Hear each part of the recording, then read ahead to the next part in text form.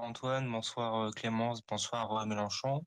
Alors moi, ma question, elle est peut-être un peu simple et à la fois complexe. C'est dans le climat actuel où on a une Valérie Pécresse qui représente la droite, mais qui s'extrême droitise, où on a une candidature Marine Le Pen et une candidature Zemmour, quel discours concret on peut apporter pour lutter contre le fascisme et en fait lutter contre le discours fasciste là qui est en train de prendre une ampleur absolument insupportable dans la société et Mélenchon, t'en as été témoin parce que tu as été visé aussi par des fachos il y a pas longtemps avec une cible sur ta tête.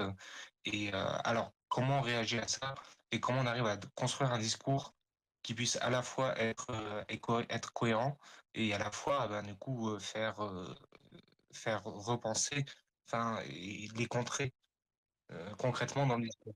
Merci. Merci. Bon, déjà, on sera d'accord tous les deux pour dire que c'est pas une situation banale dans laquelle on est. Hein. Euh, L'extrême droite a progressé au fil du temps.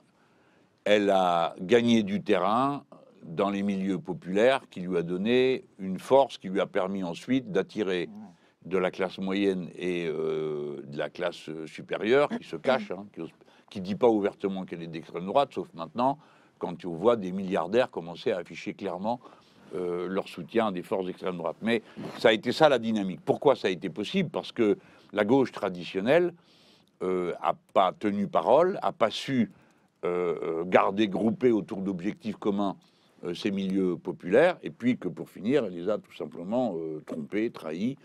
Le sommet a été avec François Hollande, parce que je rappelle que à un moment donné, les socialistes avaient 22 régions sur 23 hein, dans ce pays.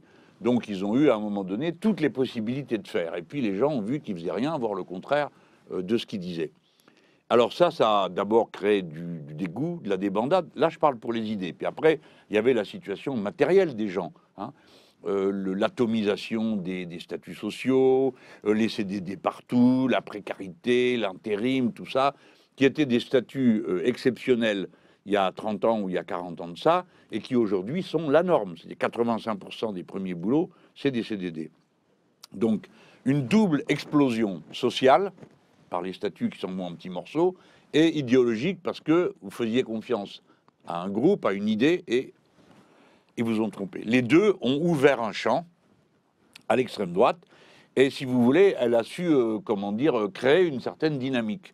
Bon, voilà. Pour autant, maintenant, une fois qu'on a dit ça, qu'on sait que c'est là, que c'est un problème, allons pas non plus complètement perdre de vue les possibilités que nous avons. Disons une chose, c'est vrai que sur un certain nombre de sujets, l'extrême droite a marqué des points extrêmement importants, voire a su quasiment devenir hégémonique. Alors, elle ne l'est pas sur le racisme, mais elle a réussi à banaliser le racisme au point que c'est une opinion comme une autre, alors que c'est un délit.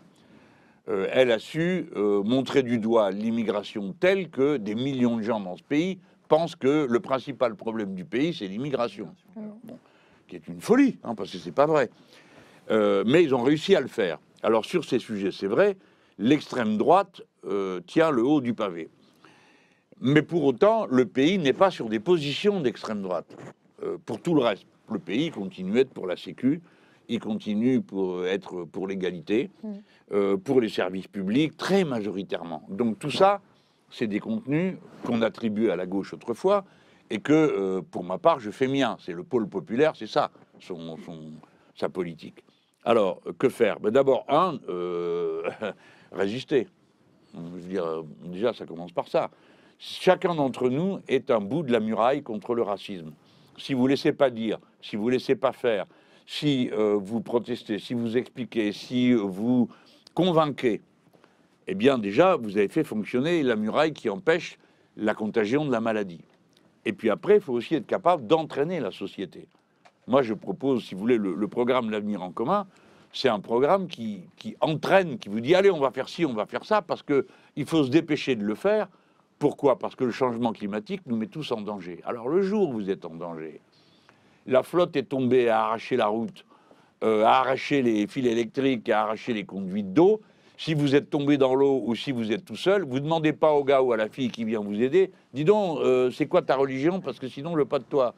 Ou bien, vous n'allez pas commencer à trier autour de vous les gens, vous les prenez comme ils sont, vous êtes content qu'ils viennent à votre aide, et vous-même, parce que tout le monde le fait, hein, sauf, bon, quelques imbéciles, mais tout le monde le fait, on va aider l'autre, puis on commence pas par dire, attends, est-ce qu'il a la bonne couleur de peau, on aide, voilà. C'est comme ça que font les gens raisonnables. Donc, l'avenir en commun, nos idées, c'est les idées qui fonctionnent sur l'entraide. Après, je termine, hein, parce que sinon ça dure 2 heures, mes histoires, mais je vais quand même vous dire une chose, hein, l'histoire, c'est celle que vous allez faire vous-même. Je ne dis pas pour vous qui me posez la question, mais les gens qui m'écoutent. Il n'y a pas de martingale, hein, il n'y a pas la solution miracle. Toutes les solutions passent par l'engagement personnel, la mobilisation, le changement des perspectives qu'on donne à toute la société. Et si vous ne le faites pas, eh ben vous aurez le changement climatique qui va tout vous dégager, plus le racisme, plus l'extrême droite, plus. L'histoire, elle est dans vos mains. Chacun d'entre vous, il peut quelque chose. Je dis ça aussi parce que, bon, c'est dans 3 mois maintenant, 4 mois, on va dire, mais la trêve des confiseurs arrive. Disons que du 10 décembre au 10 janvier, en France, on s'occupe d'autre chose que de politique. Bon, pas sûr, mais c'est comme ça d'habitude. Mais après, il reste 3 mois, du 10 janvier au 10 avril, pour le premier tour de l'élection. Si ça continue que... Bon, je ne vais pas engueuler les gens, parce qu'on m'a dit, faut pas que tu fasses comme ça, parce que si tu engueules les gens, ça ne marche pas. Peut-être bien, mais il faut quand même que je dise mon ressenti, ma manière de vivre ça. À un moment donné, il faut quand même aider ceux qui font. Faut quand même... En plus, qu'est-ce qu'on demande? Ça paraît si compliqué que ça, de donner un coup de main? C'est-à-dire de dire, bah, bon, d'abord, 1, je vais voter avec vous, puis 2, bah, je vais convaincre des gens qui viennent voter avec nous. Parce qu'on peut tout changer avec juste un bout de papier. Vous vous rendez compte? Un bout de papier que vous mettez dans une enveloppe, puis après vous le mettez dans l'urne, personne ne vous voit, bon sang. Vous êtes enfermé, vous avez tiré les rideaux, vous mettez le bout de papier et quick, vous pouvez tout changer. Voilà à quoi ça sert, et la dignité fantastique, la puissance révolutionnaire incroyable du bulletin de vote. Hein, il n'y a pas que le bulletin de vote qui change la vie, mais bon sang, le bulletin de vote, oui, il la change. Et si vous votez bien tous, hein, toc, vous aurez l'avenir en commun. Et vous verrez que quand on sera dans cette trajectoire-là, vous voyez le gars arriver ou la fille arriver, on va dire, bon, il nous faut 300 000 paysans parce qu'on va faire de l'agriculture bio, comme on a dit tout à l'heure. Oui, mais attendez, moi j'ai quelque chose à dire, est-ce qu'il y a des musulmans ici? Tout le monde dira, on ne sait pas, puis d'ailleurs on s'en fout, c'est pas le sujet. C'est le fait de faire ensemble, de changer le monde ensemble, qui va ridiculiser certaines positions. Hein, bon, ridiculiser, mais je dis pas ça pour être blessant, mais je veux dire, ça sert à rien, on perd notre temps avec ça. On perd notre temps avec le racisme, la xénophobie et toutes ces bêtises. Voilà comment je vois le problème. Mais je vous dis à vous qui m'avez... Merci d'abord d'avoir été là. Mais c'est ça qu'il faut dire aux gens autour de vous, quoi. Dire, vous comptez faire quoi vous-même?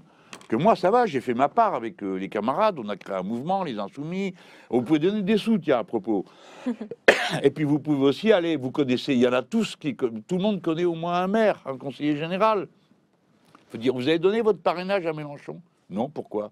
Ah ben parce que je suis pas d'accord avec Mélenchon. Vous avez rien compris. On vous demande pas d'être d'accord avec Mélenchon.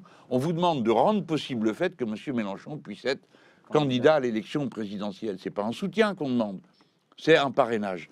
Donc vraiment, les gens, bougez-vous là. C'est Noël qui arrive. Alors au repas de Noël ou au réveillon, vous aurez forcément le maire. Il finira par vous dire oui, juste pour que vous le lâchiez et qu'il puisse passer la soirée tranquille. Mais faites l'effort. Ouais, j'ai besoin parce que là. On a dépassé les 300, mais je suis pas à 500. Je suis pas, et c'est pas facile. Alors là, les derniers, là, les plus malins de tous, ils ont trouvé à dire bon, ben puis comme il n'y a pas d'union de la gauche, je signe pas. Bravo, très intelligent. Résultat, qui est-ce qui peut présenter sa candidature? Les partis qui ont déjà beaucoup d'élus. Voilà. Et puis les autres, bah, comme nous, hein, où on en a moins, beaucoup moins, beaucoup moins, et ben on est mis en difficulté. Alors on est aidé par toutes sortes de gens, hein, d'accord, mais ce genre de comportement qui consiste à dire tant que c'est pas l'union, on chine pas, et bien ça sert qu'une chose, les grands partis. Alors dites, ne soyez pas hypocrites, dites nous voulons éliminer des candidats et donc nous ne parrainerons pas. Mais ne dites pas c'est pas parce qu'il y a de l'union, parce qu'il n'y aura pas plus d'union après que ce truc se soit fait. Donc vraiment les gens, laissez tomber et donnez-moi un coup de main, j'en ai besoin.